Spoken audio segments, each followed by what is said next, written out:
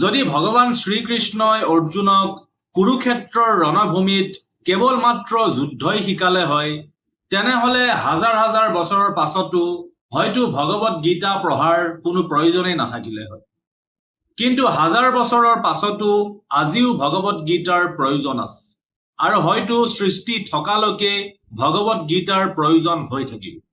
কাৰণ ভগৱত গীতা কেৱল মাত্ৰ কুৰুক্ষেত্ৰৰ যুদ্ধৰ এক কাহিনী নহয়। ভগৱত গীতা সেইখন যুদ্ধৰ কাহিনী, যিখন যুদ্ধ প্ৰতিজন মানুহৰ ভিতৰত সদায় চলি থাকে।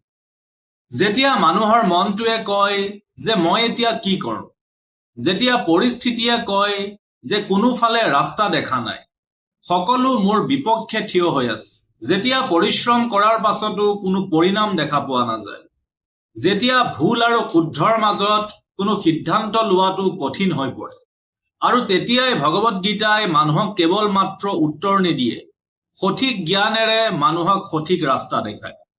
ভগৱত গীতা মহাভাৰতৰ ভীষ্ম পৰ্বৰ শ্ৰীকৃষ্ণ আৰু অৰ্জুনৰ সংবাদত পোৱা যায়। ভগৱত গীতাত 18টা অধ্যায় আছে, আৰু পৰম্পৰাগত ৰূপত 700 শ্লোক আছে বুলি কোৱা হয়। কিন্তু ভগৱত গীতা আমাৰ জীৱনত ইমান বেছি গুৰুত্বপূৰ্ণ কিয়? প্ৰথম কাৰণটো হৈছে যে ভগৱত গীতাই আমাক কৰ্মৰ অৰ্থ শিকায়। ভগৱান শ্ৰীকৃষ্ণই কৈছে যে কৰ্মণ্যেৱাধিকাৰস্তে মা ফলেষু কদাচন, অৰ্থাৎ আপোনাৰ অধিকাৰ কেৱল মাত্ৰ কৰ্মতহে আছে, ফলৰ অধিকাৰ আপোনাৰ হাতত নাই। কিন্তু ইয়াৰ অৰ্থ এইটো নহয় যে আপুনি লক্ষ্য বনোৱা এৰি দিয়ক বা আপুনি সপোন দেখা এৰি দিয়ক। ইয়াৰ গভীৰ অৰ্থ এইটোহে যে আপোনাৰ কৰ্ম বা প্ৰয়াসক আপুনি কেৱল মাত্ৰ পৰিণামৰ ওপৰত নিৰ্ভৰশীল নকৰিব। পৰিণামৰ চিন্তা নকৰি আপোনাৰ সৰ্বোচ্চ শক্তিৰে আপুনি চেষ্টা কৰক আৰু প্ৰয়াস কৰক। আজিকালি বহু মানুহেই কিবা এটা কাম কৰিম বুলি ভাবি আগুৱাই যাব নোৱাৰে কেৱল মাত্ৰ পৰিণামৰ কথা চিন্তা কৰি। মই যদি সফল নহওঁ, মানুহে যদি এইটো কৰিলে মোক হাঁহে, এইদৰে আগতীয়াকৈ পৰিণামৰ কথা চিন্তা কৰিয়ে তেওঁলোকে কোনো কামতেই আগবাঢ়ি যাব নোৱাৰে, তেওঁলোকে কৰ্ম কৰিবই নোৱাৰে। আপোনাৰ কাম হৈছে কেৱল মাত্ৰ আপোনাৰ নিজৰ সম্পূৰ্ণ শক্তিৰে কৰ্ম কৰা, পৰিণামৰ কথা চিন্তা কৰি সময় নষ্ট কৰা নহয়।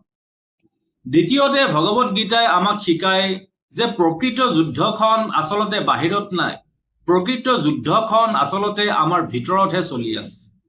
কেৱল কুৰুক্ষেত্ৰতেই যুদ্ধ চলি থকা নাই, প্ৰতিজন মানুহৰ জীৱনত এখন এখন কুৰুক্ষেত্ৰ চলি আছে। এফালে আমাৰ ভয়, আনফালে আমাৰ সাহস, এফালে আমাৰ মোহ আৰু আনফালে আমাৰ দায়িত্ব আৰু কৰ্তব্য, এফালে অহংকাৰ আৰু আনফালে আত্মজ্ঞান। অৰ্জুনৰ হাতত গাণ্ডীৱ আছিল, কিন্তু মনত আছিল ভ্ৰম, আৰু এই কথাটোৱে আজি আমাৰ মাজত হয়। আমাৰ মাজত পৰিৱেশ, পৰিস্থিতি, সাধন, ক্ষমতা, সুযোগ সকলোখিনি আছে, কিন্তু আত্মজ্ঞান নথকাৰ বাবে আমি ভ্ৰমিত হৈ যাওঁ, আমাৰ মনটো দুৰ্বল হৈ পৰে। আৰু তেতিয়া ভগৱান শ্ৰীকৃষ্ণই প্ৰথমে অৰ্জুনৰ সমস্যা বাহিৰৰ পৰা নহয়, ভিতৰৰ পৰা ঠিক কৰে। আৰু এইটোৱেই হৈছে ভগৱত গীতাৰ আটাইতকৈ ডাঙৰ মহত্ব বা সুন্দৰতা, যে মনৰ ভিতৰত চলি থকা প্ৰশ্ন বা সমস্যাক ভগৱত গীতাই গুৰিৰ পৰা নাশ কৰে। তৃতীয়তে, ভগৱত গীতাই আমাক শিকায় যে আমাক আমাৰ পৰিস্থিতিয়ে নহয়, আমাৰ দৃষ্টিভংগীয়েহে আমাক দুৰ্বল বা মজবুত কৰে।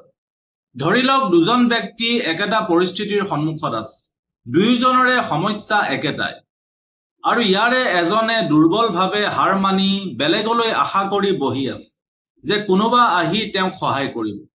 কিন্তু আনজন ব্যক্তিয়ে বেলেগলৈ আশা কৰা নাই, তেওঁ যিমান পাৰে নিজেই চেষ্টা কৰিছে এই সমস্যাটোৰ পৰা বাহিৰলৈ ওলাবলৈ, নিজৰ ক্ষমতা অনুসৰি চেষ্টা কৰিছে। ইয়াত পৰিস্থিতি বা সমস্যা একেটাই, কিন্তু দুয়োজন ব্যক্তিৰ দৃষ্টিভংগী বেলেগ বেলেগ। গতিকে বেলেগলৈ আশা কৰি বহি থকা ব্যক্তিজনৰ তুলনাত আনজন ব্যক্তি যিয়ে নিজে চেষ্টা কৰিছে, তেওঁৰ এই সমস্যাটোৰ পৰা বাহিৰলৈ ওলোৱাৰ পাৰ্চেণ্টেজ যথেষ্ট বেছি, আৰু এই পাৰ্থক্যই মানুহৰ জীৱন সলনি কৰে। ভগৱত গীতাই আমাক পৰিস্থিতিৰ বিপৰীতে যাবলৈ নিশিকায়, ভগৱত গীতাই আমাক যিকোনো পৰিস্থিতিত স্থিৰ হৈ থাকিবলৈ শিকায়। চতুৰ্থতে, ভগৱত গীতাই আমাক কয় যে নিজৰ মনটো জয় কৰা কিমান জৰুৰী। মানুহৰ সকলোতকৈ ডাঙৰ মিত্ৰই হৈছে নিজৰ মনটো আৰু সকলোতকৈ ডাঙৰ শত্ৰু হৈছে নিজৰ মনটোৱে। যেতিয়া নিজৰ মনটো নিয়ন্ত্ৰণত থাকে তেতিয়া এই মনটোৱেই আমাক আগুৱাই নিয়ে। কিন্তু এই মনটোৱেই যেতিয়া ইচ্ছা, ভয়, ক্ৰোধ, মোহ আদিৰ বশৱৰ্তী হয় বা নিয়ন্ত্ৰণত হয় তেতিয়া কি হয় যে মানুহ বাহিৰে যিমান সফল হলেও ভিতৰি কেতিয়াও শান্তি নাপায়। আৰু সেইবাবে ভগৱত গীতাৰ কেৱল এইটোৱে এটা মেছেজ নহয় যে কেৱল মাত্ৰ পৃথিৱীখনক জয় কৰা। ভগৱত গীতাৰ মেছেজ এইটোহে যে প্ৰথমে তুমি নিজক জয় কৰা। নিজৰ মনটো স্থিৰ কৰি যিজনে নিজক জয় কৰিব পাৰিব সি যিকোনো যুদ্ধ জয় কৰিব পাৰিব। ইয়াৰ পাছত ভগৱত গীতাই সফলতা আৰু অসফলতাৰ বাহিৰত চাবলৈ শিকায়। আমি আচলতে সফলতাৰ অৰ্থটো বৰ্তমান বহুত সংকীৰ্ণ কৰি পেলাইছো। বহু সা সম্পত্তি বা টকা থাকিলেই সফল, এটা ভাল চাকৰি হলেই সফল, জীৱনত বহু প্ৰশংসা, পাব্লিচিটি বা নাম হলেই সফল।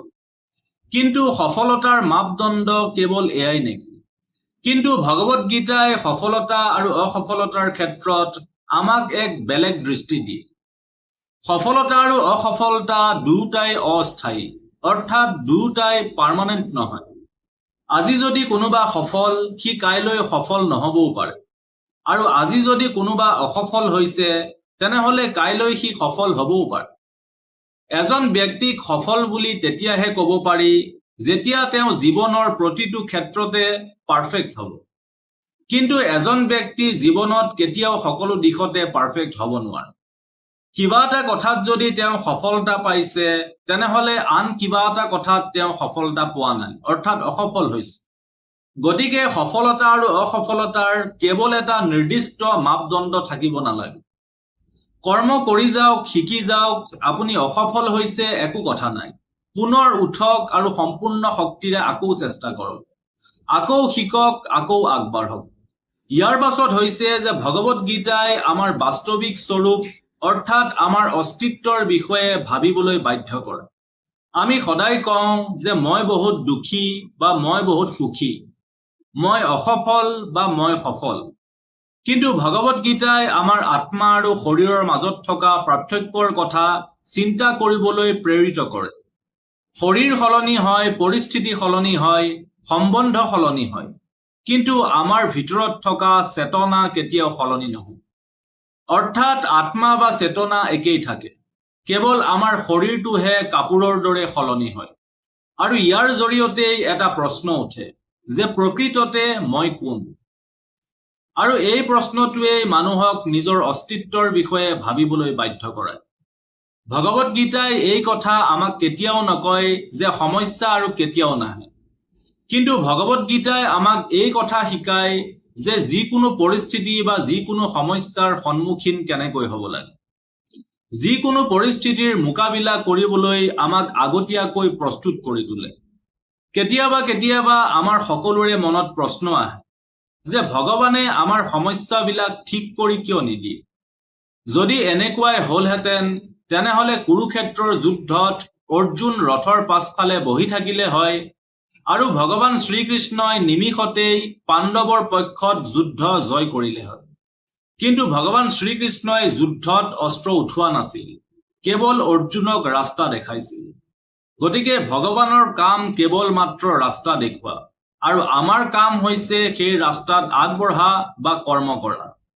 যিমানে যি নহওক কৰ্ম আমিয়েই কৰিব লাগিব। ভগৱত গীতাই আমাক এই কথাই শিকায় যে জীৱনটো যেনেকুৱাই কিয় নহওক সেই জীৱনটো কিদৰে জীয়াই থাকিব লাগে।